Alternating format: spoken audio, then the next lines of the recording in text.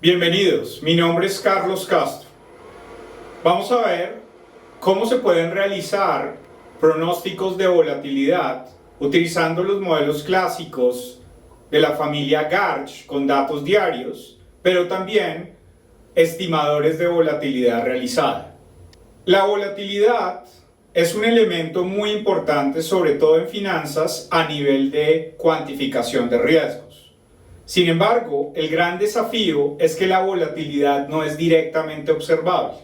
Entonces requerimos, por un lado, algún modelo estadístico que nos permita cuantificarlo, tipo Garch, o por el otro lado, un conjunto de información intradía que nos permita cuantificar la volatilidad diaria y observarla y utilizarla quizás para hacer pronóstico. A diferencia de los datos, por ejemplo, cuando queremos hacer estimación y pronóstico de la media condicional, por ejemplo de los retornos, podemos contrastarlo con los retornos observados. Pero precisamente como la volatilidad no es observable, no va a ser tan fácil determinar lo que sería la volatilidad observada. En ese caso, usualmente tenemos dos caminos. O cogemos una proxy que no dependa de un modelo para cuantificar la volatilidad diaria, que por ejemplo serían los retornos al cuadrado, o por el otro lado, para evaluar la bondad de pronóstico de un modelo tipo Garch que utiliza datos diarios, podemos contrastarlo con un estimador ex post de la volatilidad realizada.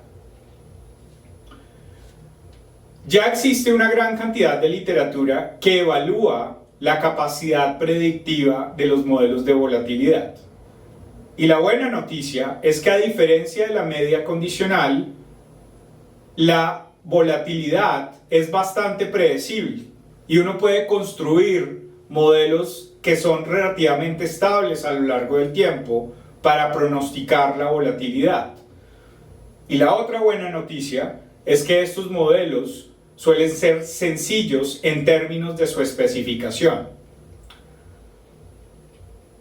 Hay diferentes ejercicios para monitorear la volatilidad. Uno que vale la pena que tengan en cuenta es lo que se llama el Instituto de Volatilidad de la Universidad de NYU, que hace un seguimiento en tiempo real de la volatilidad de diferentes tipos de activos financieros en todo el mundo.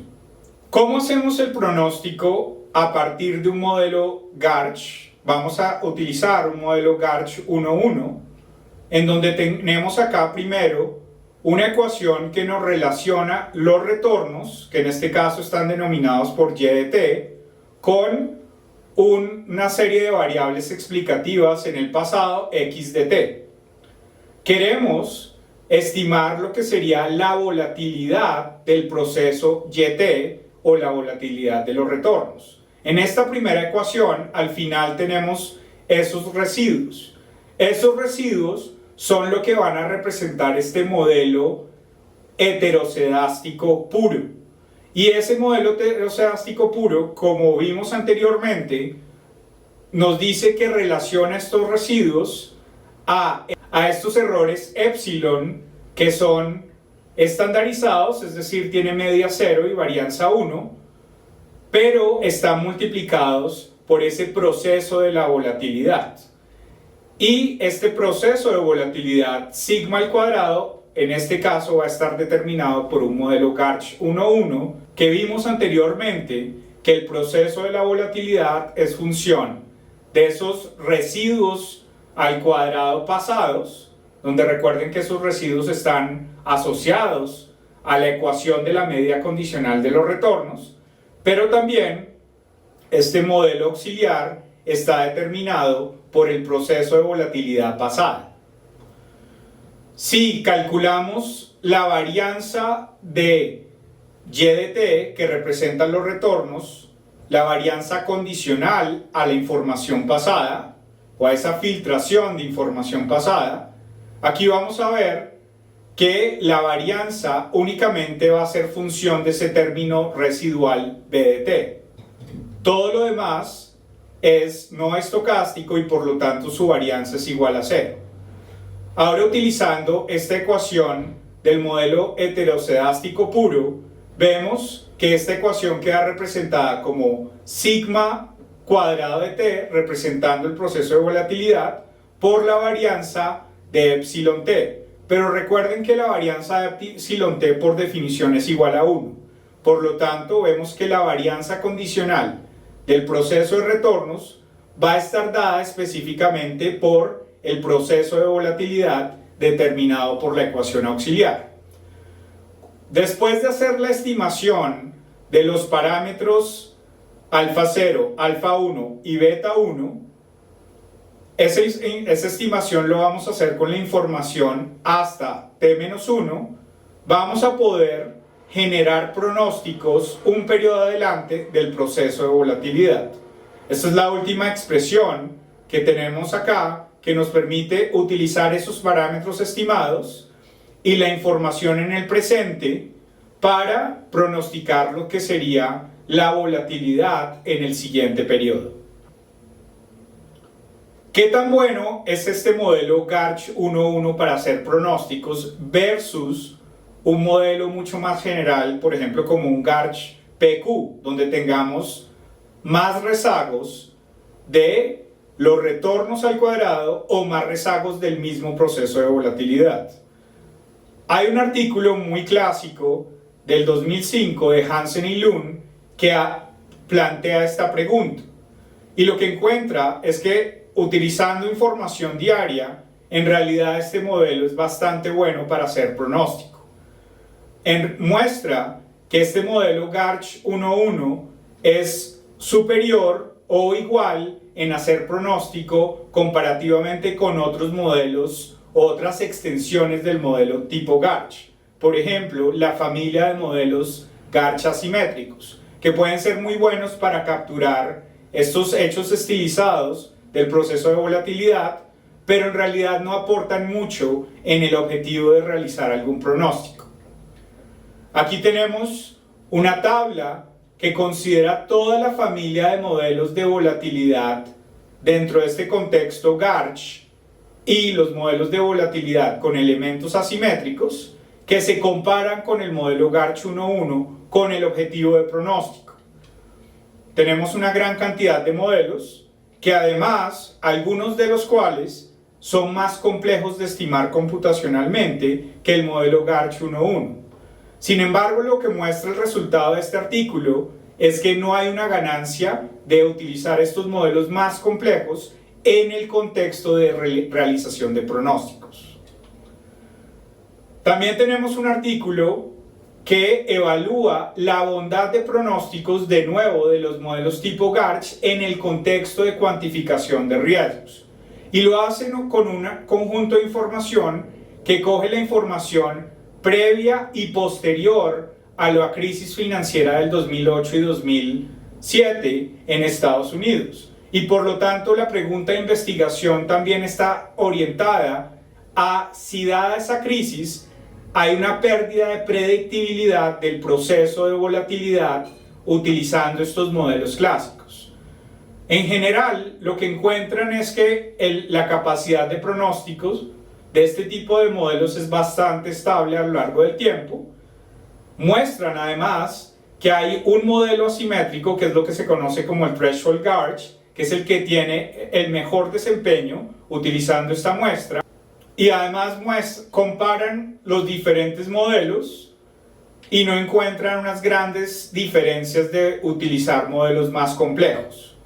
Tampoco encuentran una diferencia en la capacidad predictiva cuando utilizan errores normales versus errores con colas pesadas, por ejemplo como un modelo con errores con distribución t-de-student.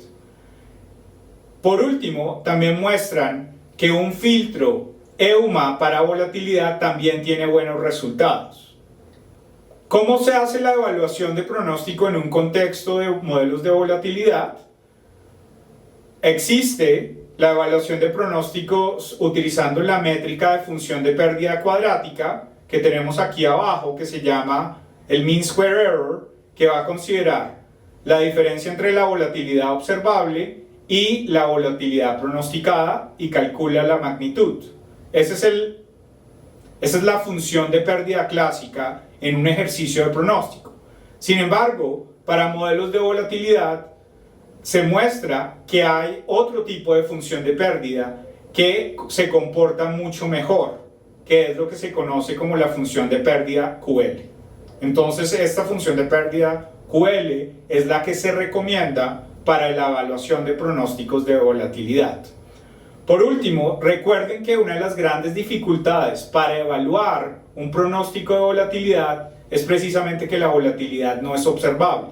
Por lo tanto, vamos a necesitar unas proxies para evaluar la capacidad predictiva de nuestros modelos.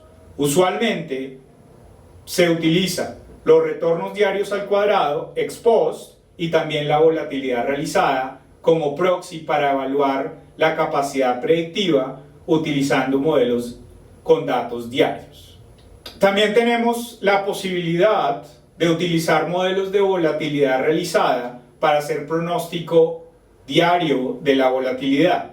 Recuerden que una vez hemos calculado el estimador de volatilidad realizada, vamos a tener una serie de datos diarios que precisamente utilizan estos estimadores sobre la base de datos intradía.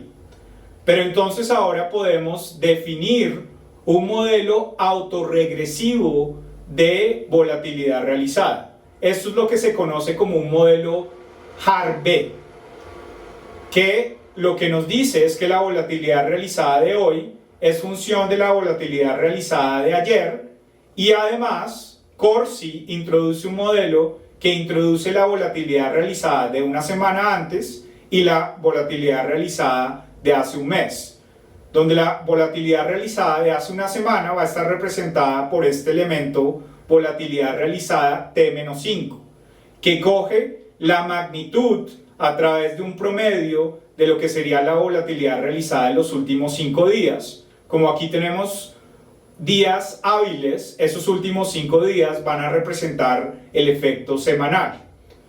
Adicionalmente, podemos hacer lo mismo para calcular la volatilidad realizada mensual, haciendo una suma de esas volatilidades realizadas a lo largo de un periodo de 22 días, que representa en promedio los días hábiles del mes. En este caso, esta es la propuesta de Corsi para generar un modelo que nos va a permitir generar predicciones diarias utilizando estos estimadores de volatilidad realizada.